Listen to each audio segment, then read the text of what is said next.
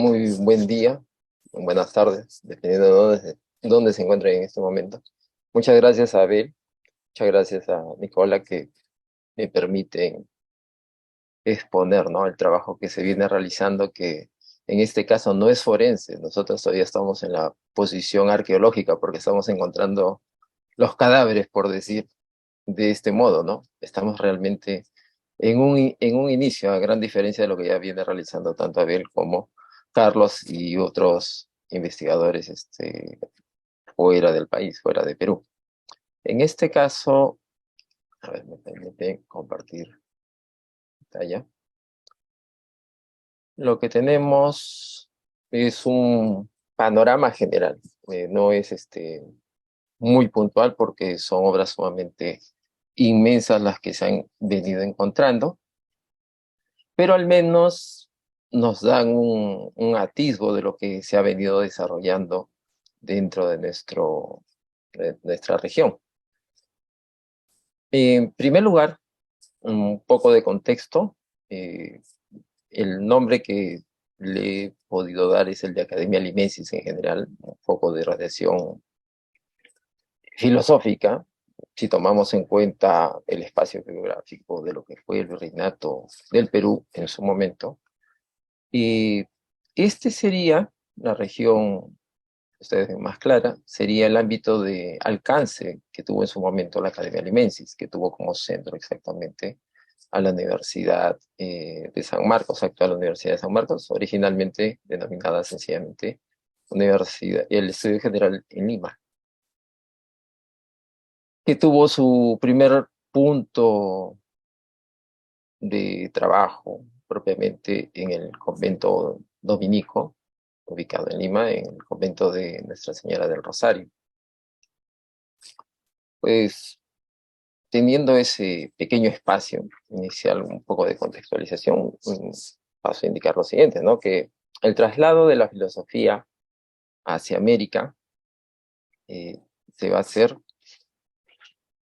de manera formal, propiamente, a través exactamente, perdón,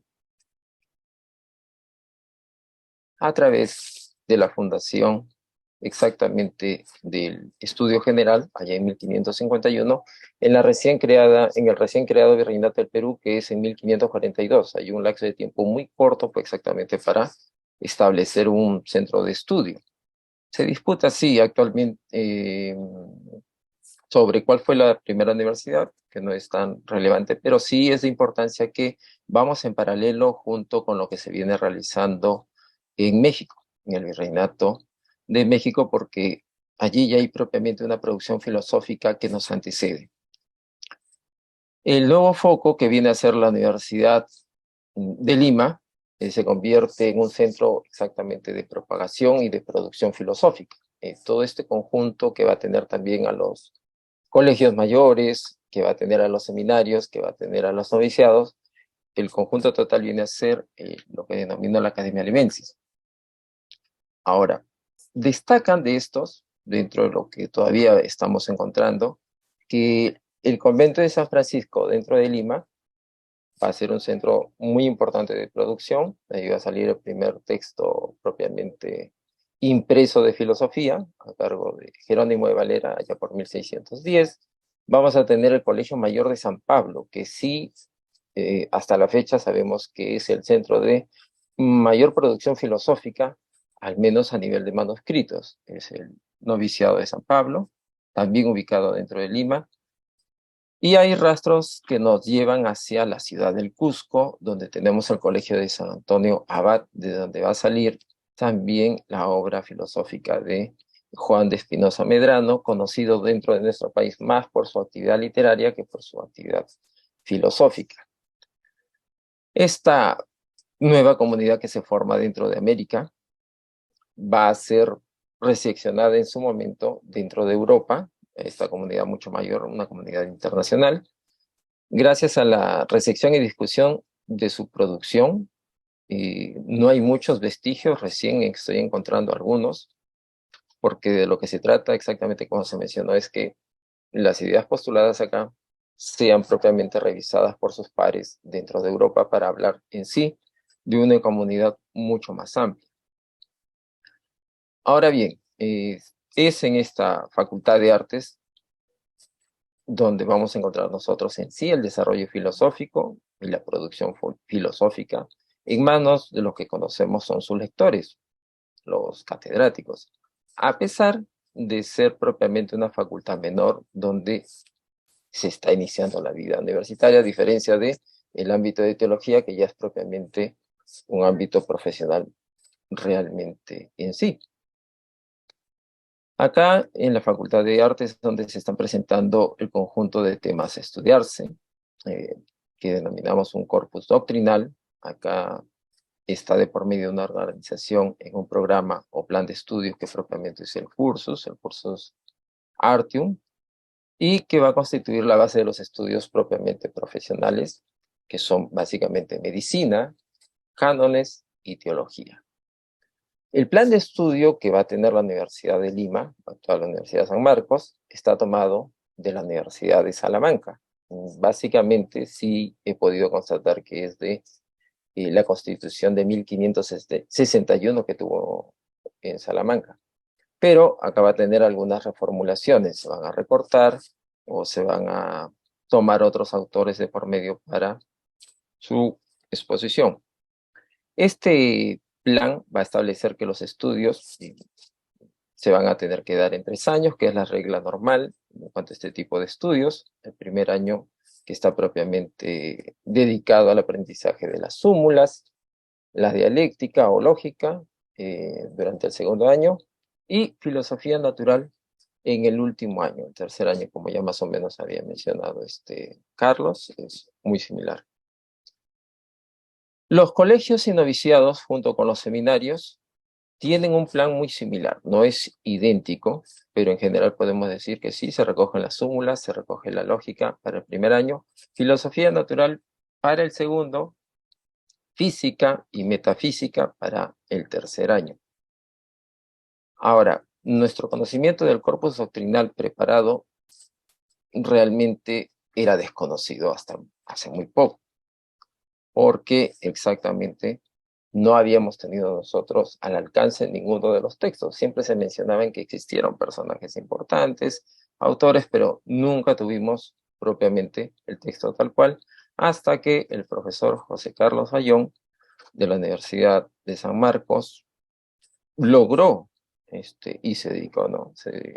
A encontrar estas primeras piezas arqueológicas que vienen a ser los primeros textos, los cuales han tenido una pequeña difusión a través de una compilación llamada La complicada historia del pensamiento filosófico peruano. Ahora,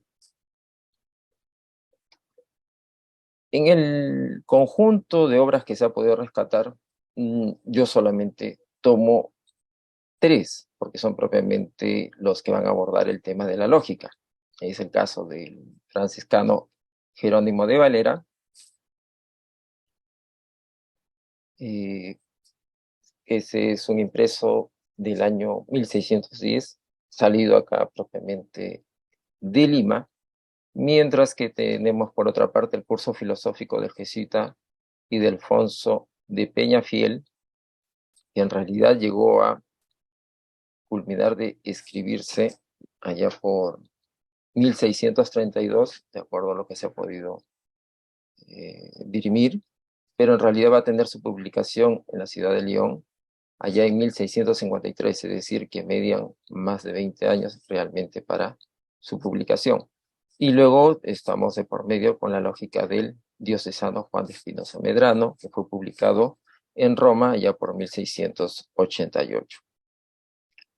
Y lo poco que se ha podido estudiar hasta el momento, se puede determinar que el fray Jerónimo de Valera y Ildefonso de Peñafiel, junto con Espinosa Medrano, son representantes de 3 corrientes importantes del pensamiento filosófico. Tenemos al escotismo, con fray Jerónimo de Valera, tenemos al jesuita Peñafiel, lindando dentro del nominalismo, a pesar de que indique que no lo es, y Espinosa Medrano defendiendo propiamente tesis tomistas.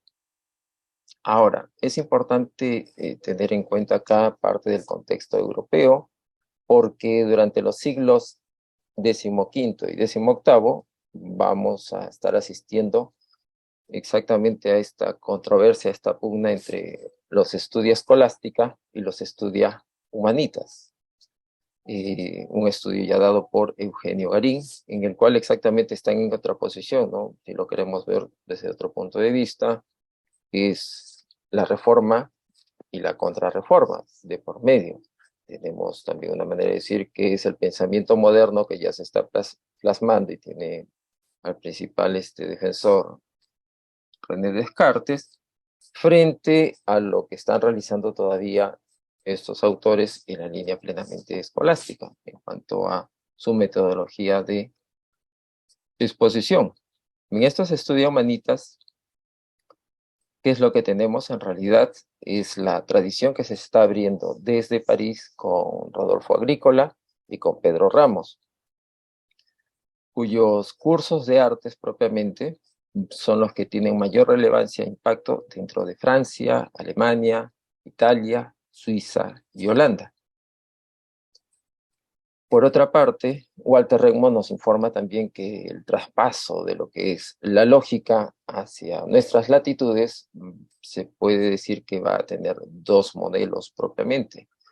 Este viene a ser el de la escolástica como tal, o escolástica terminista, es la primera que estaría llegando hacia estas latitudes, y luego tenemos ya aquella que ha sido propiamente afectada por esta confrontación con los modernos. Es una lógica moderna o una escolástica modernizada, lo cual va a marcar diferencias que sí se pueden apreciar en los textos que se han podido revisar y están a nuestro alcance.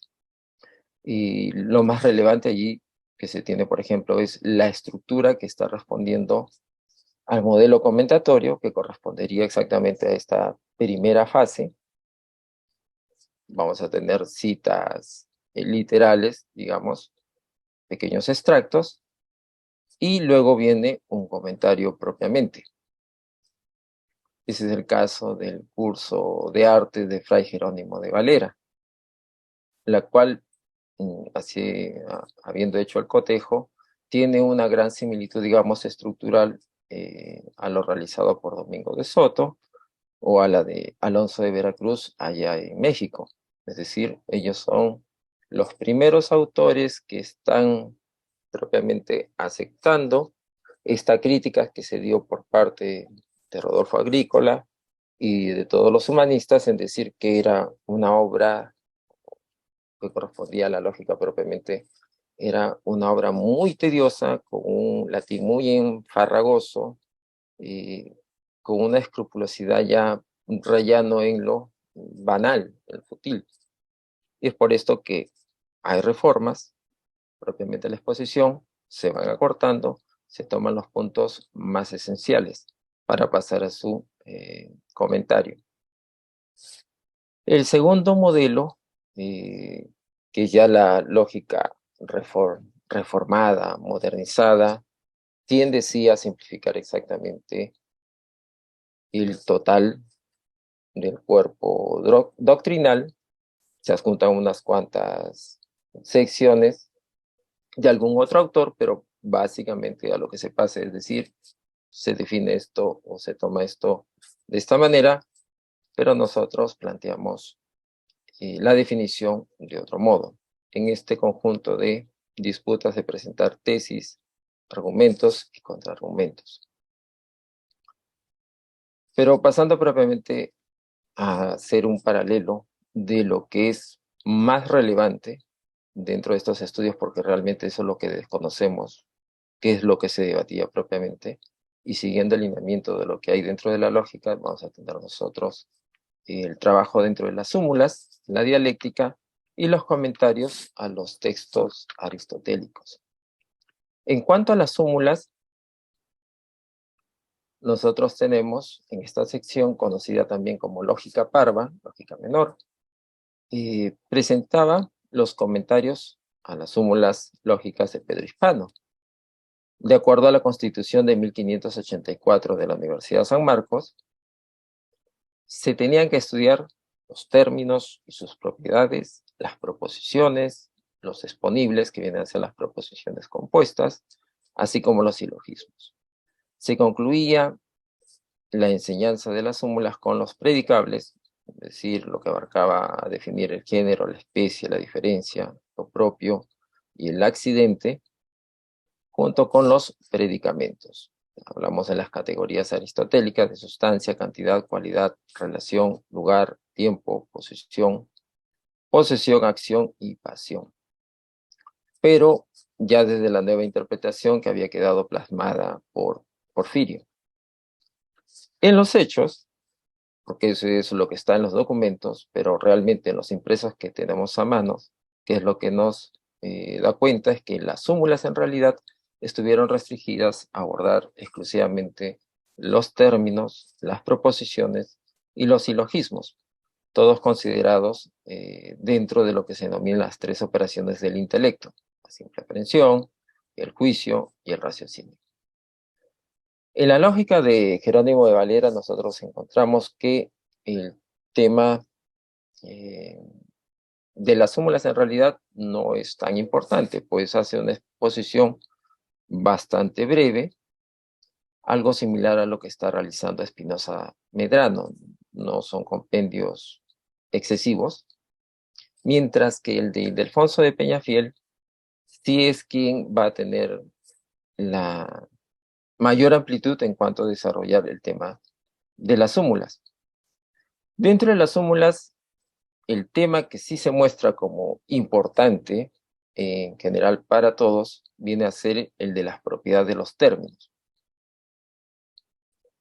Valera y Peñafiel son, digamos, los que presentan la mayor exposición de análisis de argumentos, de análisis de los textos de otros autores, y Espinosa y Medrano se va a concentrar mucho más en la exposición sobre las proposiciones modales.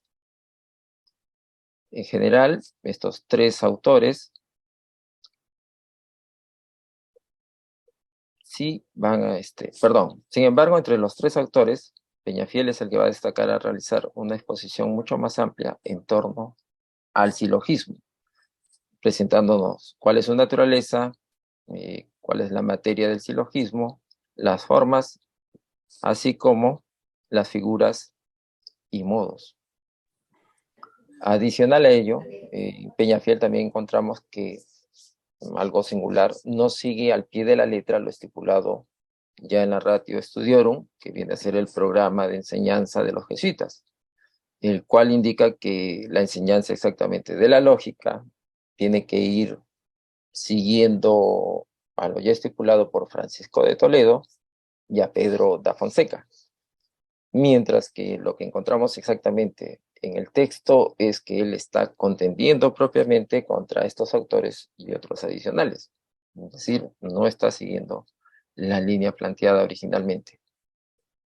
Incluso un autor de mucha relevancia dentro de Ildefonso de Peñafiel es contender con Pedro Hurtado de Mendoza, lo mismo que con su seguidor Rodrigo de Arriaga, a pesar de que ambos son nominalistas y a Ildefonso de Peñafiel también se les indica como partidario de esta doctrina en singular.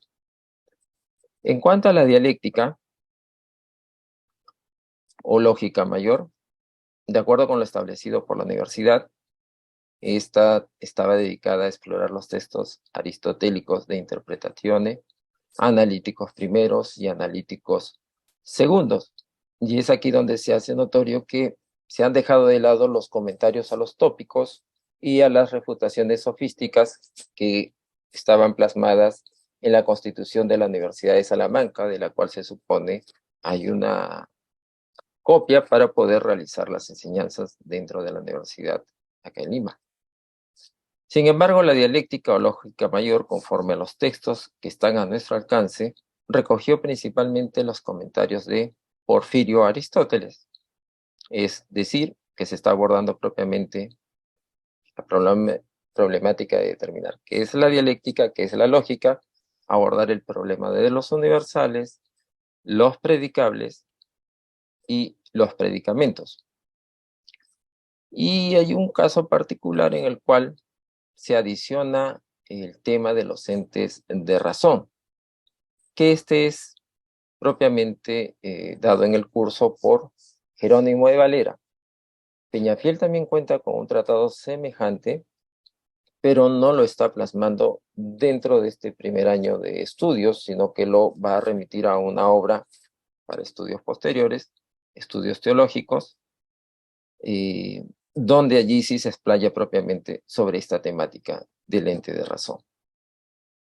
Pues en este curso de teología se están abordando la mayor parte de cuestiones metafísicas.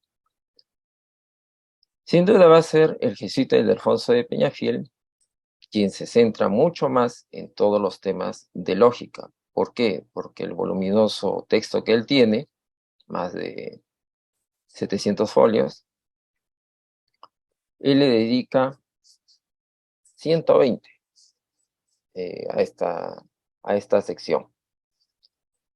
En paralelo o en comparación con lo que ha hecho Valera, Jerónimo de Valera o Espinosa Medrano, es el doble. En Jerónimo de Valera encontramos que hay el tratamiento con respecto a la lógica solamente se está dando en 52 folios, mientras que el de Espinosa Medrano se desarrolla en una totalidad de 61 folios. Ahora, ¿cuál es el tema de interés? El que es más debatido, propiamente es el problema de los universales en este conjunto de obras.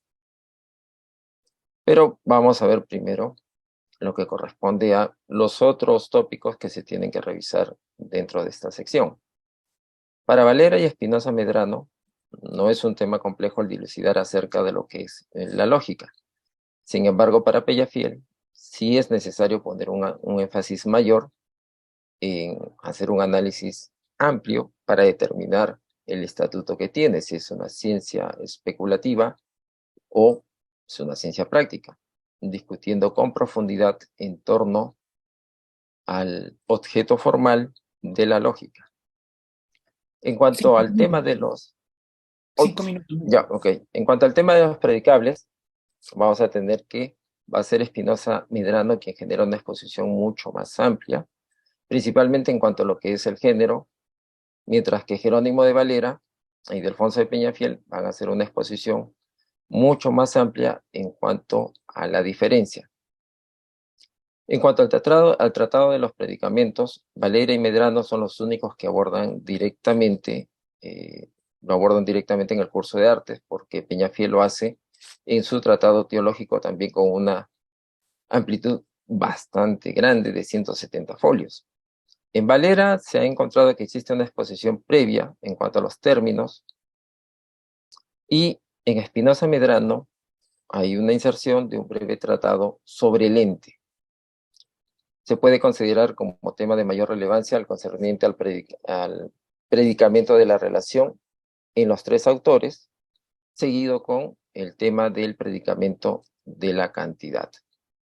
Y sobre los universales, el punto de mayor relevancia viene a ser el de si existe una naturaleza común en Peñafiel, porque es una discusión que va a tener contra los escotistas.